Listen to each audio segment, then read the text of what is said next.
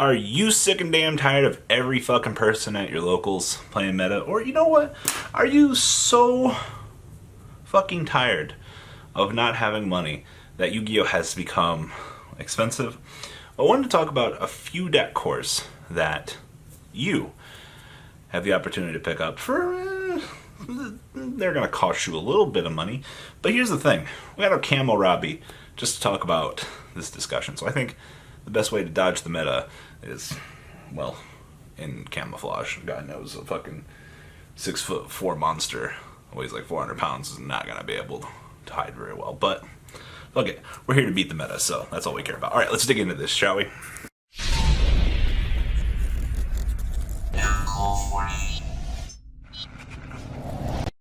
Alright, I'm going to talk about 5 decks that I think you have the opportunity to pick up as a player to ruin the lives of people at your locals playing meta. The first one we're going to start with is Stadia. Stadia, actually, the deck core came out relatively cheap out of the floodgate. It's long since kind of started going up in price. But this deck actually has a lot going for it. The deck has Link Ladder Climbing. Maximus gives you the ability to deal extra damage to your opponent. If you run across really weird matchups, like Mech Knight and things like that, I think Stadia has just an inherent advantage because you have hand traps working on your side.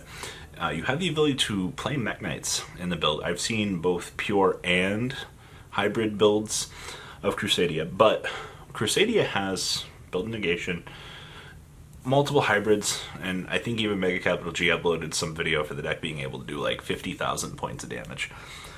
The deck also, as I said, has the ability to climb up Link ladders. You have a deck like Stadia that just climbs its own Link ladder, does its own game plan. Now, is the deck going to consistently be tier 1? Absolutely not. But on the flip side of that equation, on over here, Stadia just overall has a very interesting metagame call, and I think in terms of just budget players having the option to want to pick up other things, most of the deck core itself was extremely cheap. Like I said, I currently think the Big Link 3 is like $9. You don't need multiple copies of it. You can get away with 2. I don't see any real issue as to why you would need more than that. But low rarity and just built-in engines for something that might cost you under $20, $30 for the whole thing, you're not looking like at highway robbery at all. So I think Stadia is a good call, just in terms of budget for what the deck can do, honestly. Now the second one, and this has just kind of started to be the icing on the cake, is Cyber Dragons. Now this is going to be a little bit more expensive because the new Link monster, things like Nova, things like Infinity, but you certainly as hell play this deck with the intent of going second. We've talked about going second deck mentalities being a very good thing in the game of Yu-Gi-Oh! And I have zero complaints about them. I think going second decks are very good. Cyber Dragons are going to be getting more support in the Duelist pack come, I believe it's September. I think we're looking at more. I could be wrong, but we are expecting some support in the near future here for the deck, in addition to what they just got. But you can break the extra link, which is just bad time for Goki. Your deck sucks going first, unfortunately. There's nothing you can really do about that. You're honestly just pure going second, and you pray. If you end up not in that going second mode, well, sorry. That's kind of the risk you take. Your whole deck is to break the extra link, OTK your opponent, the concept. There's not a lot going for it there. I've heard more positive talk from Cyber Dragons than I have for Stadia, which is not a bad thing, don't get me wrong. I think it's really cool that Cyber Dragons finally have a chance to shine. The set literally was the icing on the cake for them, much like Stadia's also got their icing on the cake. But when you look at Cyber Dragons, having a going second deck in the format that is actually not shit is not terrible. Once again, this deck is not in the pure tier 1 category, but you'll be able to tier 1.5, tier 2 some people with it and steal some wins, especially on a regional level. As long as most people don't know what you're playing when you win the dice roll and you opt for second, you should be fine. If you lose those dice rolls and your opponent makes you go first, well, fuck diddly yuck. You're just in a bad position. So, number 3. I think that this is going to be the most expensive one on the list. But for a cheap, fun alternative deck, I've been seeing... Trent wasn't the only one that like put the seed in my head. I've been seeing a couple of other people playing this just kind of around the internet right now. We're seeing more and more hype around Chaos Max. Now, I don't know what's going on here with Chaos Max, actually with just Blue Eyes in general right now, but they have more support coming out. They have the Lucky Lottery. Devi Ritual support just come out. You know, you give your opponent one of the 0 defense monsters, you OTK your opponent. Now, problem with this is alternatives, things like that, they've become so inherently expensive that you're literally going to probably be selling a kidney. This deck is definitely the equivalent to a tier 1 deck because of its pricing. Alternatives.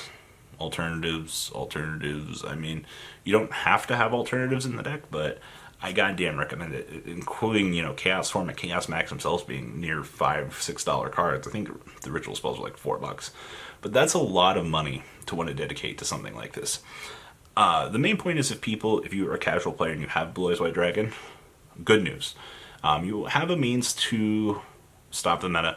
I would definitely say that this deck is lower than tier 1.5 into like maybe the tier 2.5 category. You're not as consistent as Cyber Dragons, and you don't have the power that Crusadia does. You should have the power that Crusadia does, but you don't. You kind of fall short of the White Lightning, if you know what I mean. So, if Kisara ever asks why, you know, she wants more, and you're like, well, that's all, folks. Yeah.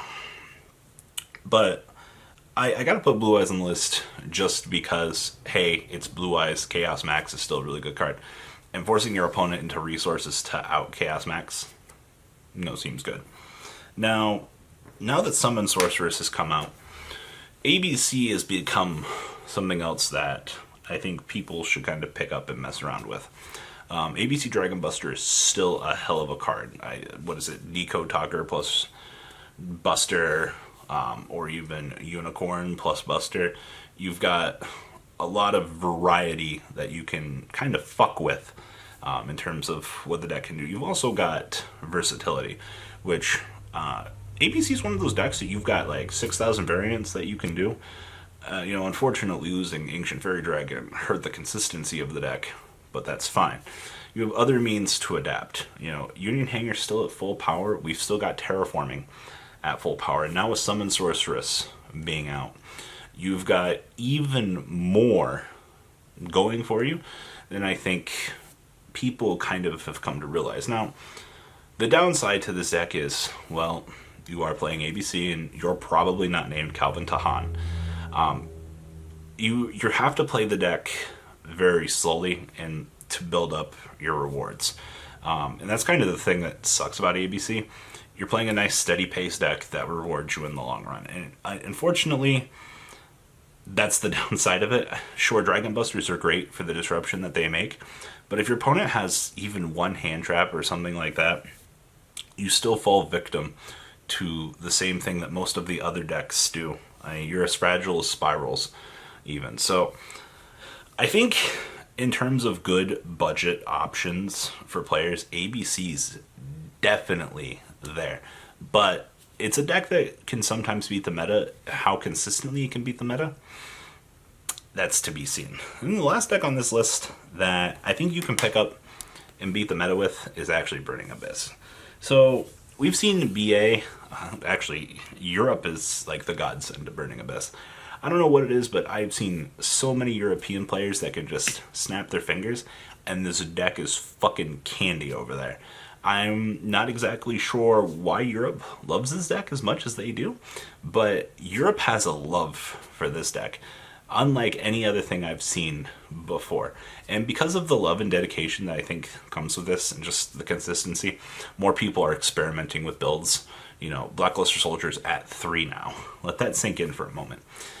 The deck with Sekka's Light is honestly more consistent than it ever has been. And I think with that consistency, gives you the new ability to just end the game state on your opponent. And I think because of just the love that people have for Burning Abyss, The deck's been innovated way more than it should have been at this stage. And I think the generalized combos that the deck can just shit on the board, it can OTK from left field and it can control you from right field. You've just got to be aware of which BAs they've done, kind of pay attention to which effects have resolved and things like that. But as a potential deck build, Blackluster Soldier, Sekka's Light, these are all key cards that you want to be playing in this deck to just kind of end your opponent's dueling career.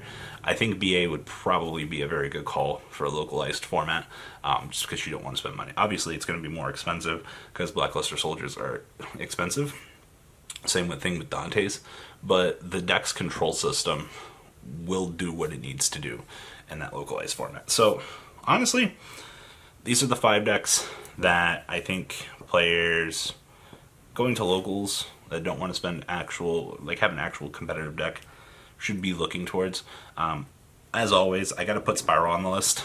It's Spiral. The combos that the deck can generate and things like that are still there. The boards that the deck can make are incredibly good, but your trade-off at the end of the day is you're still Spiral. You're still incredibly fragile. So, do you guys agree with these? Do you guys disagree? Please leave a comment down below. Tell me what you guys think. And that's all I got, guys. Peace on out. The ride never ends, guys. Make sure you enable those notifications to get the latest videos that are being posted on this channel. Make sure you guys check out VanCole40 for my Cardfight Vanguard channel. And join me and House of Champions on the Zodiac Duelist TV Twitch stream. We'll be interacting with our audiences. And please check out No Limit Gaming and LGTCG.com for the cheapest trading cards on the market. Thanks for watching, guys, and please have a good day.